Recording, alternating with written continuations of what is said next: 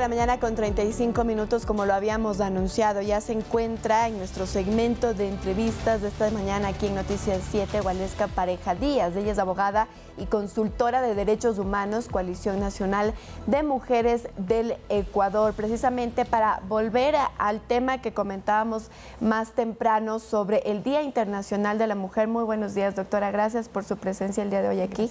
Y quisiera iniciar preguntándole respecto de las cifras que ustedes manejan, ¿cómo se encuentra a día de hoy la situación de la mujer en el Ecuador? Claro que sí. Bueno, primero que nada, muchísimas gracias por el espacio. Es un honor, es un privilegio estar aquí. Y bueno, desde sociedad civil, sobre todo, existen cifras alarmantes sobre la situación de la mujer, de las mujeres, la diversidad de las mujeres en la actualidad en el país. No solo, digamos, hablando del tema de violencia, que es el que más nos llama la atención y el que más nos debería horrorizar en la sociedad, sino también a nivel de empleo, a nivel de femicidios, a nivel de violencia en general. Para mí, creo que es fundamental poner sobre la mesa la idea de que actualmente en el país hay una situación generalizada de violencia. Y las cifras sobre las mujeres, a pesar de que son del año 2019, todavía nos dicen mucho y nos manifiestan la situación actual. 6.5, es decir, casi 7 mujeres de cada 10 han sufrido algún tipo de violencia en su vida. Niñas, adolescentes, mujeres, personas y mujeres adultas mayores han sufrido algún tipo de violencia en su vida. Cifras del 2019, ¿por qué no tenemos actuales? Actualmente no tenemos una encuesta de relaciones familiares actualizada, lamentablemente, y sabemos que con la crisis del COVID-19 esas cifras inclusive se incrementaron. Justamente eso le iba a decir. Hace unos minutos, conversando en la mesa de noticias, mencionábamos eso, que a raíz de la pandemia subió la violencia, los femicidios también. La pregunta que se hace todo el mundo es cómo intervenir a la sociedad para reducir esta brecha tan grande que tenemos en el hecho de que haya 7 mujeres violentadas en su vida y, como decía Andrea hace unos minutos, cada 26 horas muere una mujer en el Ecuador. Claro, nosotras estamos sobreviviendo. Cada momento que damos un paso, cada día que salimos de nuestras casas, estamos preguntándonos si vamos a volver. Porque resulta que si cada 26 horas una mujer, una niña, una adolescente fallece, quiere decir que nosotras podemos ser las próximas. De ahí que el Estado tiene que tener un compromiso y tiene sobre todo una obligación desde el Derecho Internacional de los Derechos Humanos de cumplir a las mujeres, no solo de evitar los femicidios, sino de evitar la violencia en general. Como usted bien mencionaba, tenemos datos sobre que durante pandemia no se denunciaba la violencia, porque obviamente los perpetradores, los agresores, estaban confinados con sus víctimas. Y de ahí la dificultad de que estas niñas, estas adolescentes, estas mujeres no podían acceder a los sistemas de administración de justicia, que inclusive ni siquiera estaban disponibles en su totalidad en ese momento. De ahí que las cifras que nosotras podemos compartir desde sociedad civil siempre son menores, siempre son más bajas de lo que en realidad está sucediendo en la realidad. Muy bien, ¿qué decir sobre las acciones que se ha tomado desde el gobierno? Por ejemplo, entiendo que ya está habilitado este registro único de violencia, además de también la reestructuración y también ampliación de las casas violetas. ¿Cómo ven ustedes desde las organizaciones sociales este tipo de acciones? ¿Están funcionando o se prevé que funcionen de mejor manera en el futuro? Bueno, eso esperamos, sinceramente, porque que el Estado implemente e invierta en los temas de violencia y evite los femicidios, pues es una buena noticia para todos. Simplemente es el hecho de que hasta el día de hoy sigue siendo decepcionante la labor del Estado. Creemos que no hay suficiente inversión, que los recursos económicos no van a donde tienen que llegar, que no tenemos suficientes especialistas en los temas y que todavía hay mucha insensibilidad sobre el tema. Y eso yo quería preguntarle, hablando de inversión, ayer lo anunció el presidente, 25 millones de dólares serán destinados a prevenir y erradicar la violencia de género en el Ecuador hasta el 2025. 2 años, 25 millones. ¿Esos recursos a qué deberían ser destinados o de qué manera se los debería trabajar? Claro que sí. Bueno, habrá múltiples opiniones sobre este tema, pero yo creo que hay que invertir en las casas de acogida, porque son sobre todo los espacios donde las mujeres y con sus hijos pueden acudir para evitar seguir en el círculo de la violencia, para que ahí estén protegidas, para que ahí se tomen las medidas y tengan un apoyo no solo psicológico, sino también legal para seguir adelante los diferentes temas. Me dirán ustedes, tendrán conocidas, tendrán familiares, tendrán gente cercana que ha sufrido violencia, pero que no ha podido salir de ese círculo justamente por la dependencia económica, por no tener a dónde ir, por no tener a un lugar donde resguardarse. De ahí que yo creo que las casas de acogida tienen que ser financiadas en su totalidad y durante todo el año. Hablamos siempre de las acciones que se realizan post-violencia. ¿Qué hacer para la prevención? Es decir, claro, hablamos del registro único para registrar que alguien ha sido víctima, hablamos de estas casas de acogida, las casas Violeta. Sin embargo, ¿qué hacer desde la raíz, digamos, para que no se ejerza esta violencia de género? Yo creo que va a sonar un poco trillado, pero es la educación.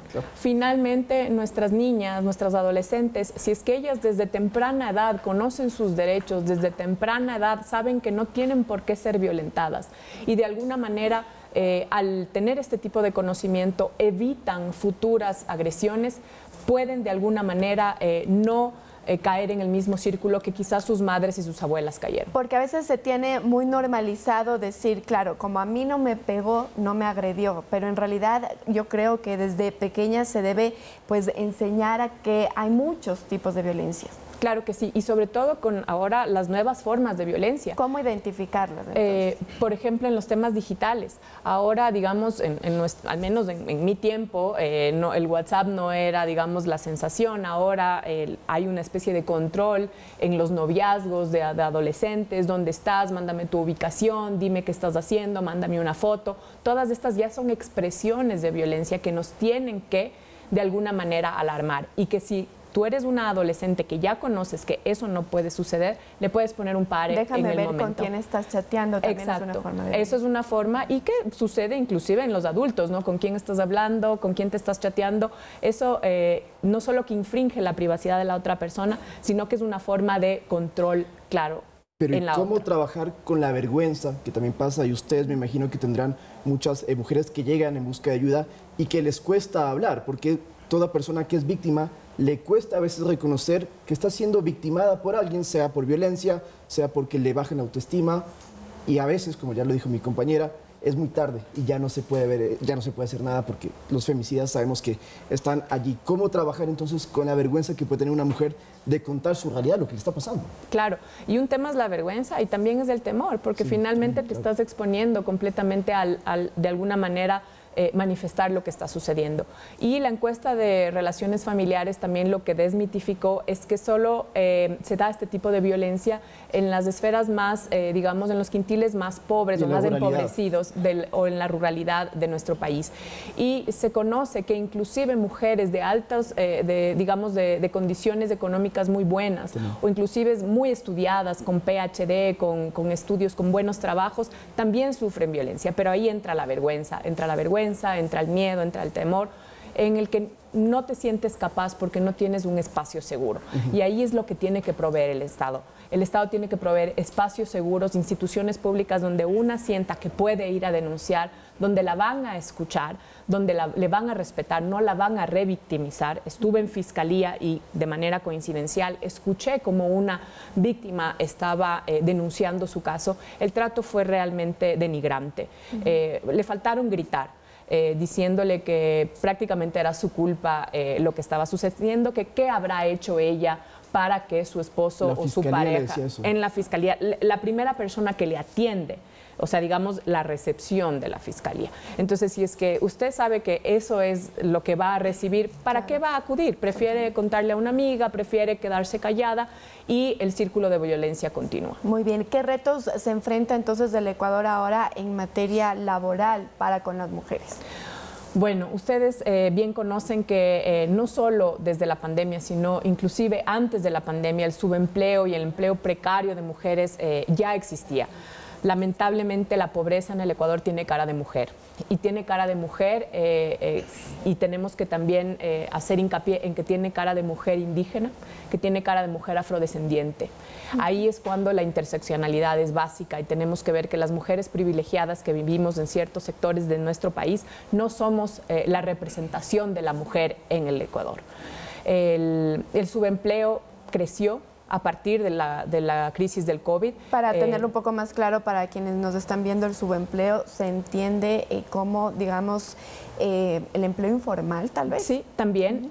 Una forma de, digamos, el subempleo es el hecho de que no tengan las condiciones de un empleo pleno, de un empleo que tiene todas las seguridades como una persona que tiene seguridad social, que tiene todas las garantías desde el Estado inclusive. 8 horas, etcétera. Sí, las horas laborales, del trabajo, etcétera.